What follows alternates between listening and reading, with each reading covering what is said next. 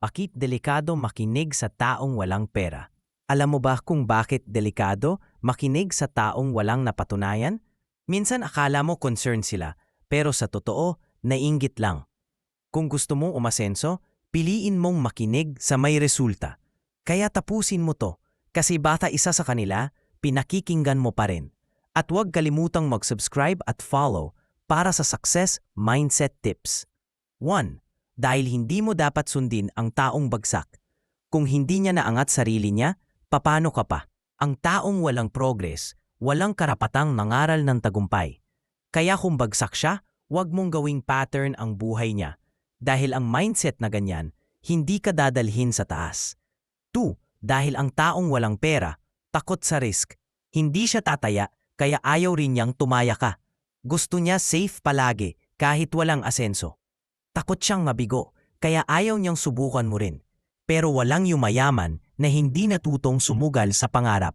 3. Dahil puro daldal pero walang pruwebang karamihan. Maraming salita pero walang sariling napundar talaga. Gusto nila magmukhang matalino pero walang patunay ng resulta. Ang tunay na marunong, tahimik lang pero kumikilos. Ang maingay, kadalasan walang laman ng buhay. 4. Dahil ayaw nilang malagpasan mo sila sa buhay. Kapag umaangat ka, nagiging salamin sila ng kabiguan nila, kaya gagawin nila lahat para hilahin ka pababa. Hindi nila gustong magtagumpay ka kasi maiiwan sila, kaya pantayan mo kung sino ang mga ayaw sa pag-angat mo. 5. Dahil madalas inggit lang ang pinagmumula ng payo, kaya gusto nilang bumagsak ka para pantay lang kayo. Ayaw nilang makita kang umaasenso habang sila stuck pa rin. Ang inggit laging nakatago sa payong kunwari concern, pero sa totoo, gusto ka lang nilang pigilan umangat. 6. Dahil hindi mo maririnig ang tagumpay sa taong talunan. Kung puro reklamo ang laman ng isip, puro talo rin. Ang taong hindi marunong magpasalamat, hindi marunong umasenso. Puro negatibo, puro dahilan, walang aksyon. At kung makikinig ka, mamamaman mo rin yung mindset niya. 7. Dahil hindi nila alam ang sinasabi nila.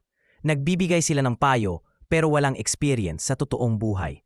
Wala silang resulta, kaya hindi mo dapat yayahin. Ang payo nila ay galing lang sa takot at insecurity. Masisira lang mindset mo kapag pinakinggan mo sila. 8. Dahil ang tunay na may alam, tahimik lang. Hindi sila nagyayabang, pero umaangat ng walang ingay. Ginagawa nila imbes na ipagsigawan sa mundo. Tahimik na kilos, pero malakas ang resulta. At doon mo makikita ang tunay na yaman ng disiplina. Kung gusto mong umasenso, piliin mong makinig sa may pruweba. Hindi sa mga maingay pero walang direksyon sa buhay.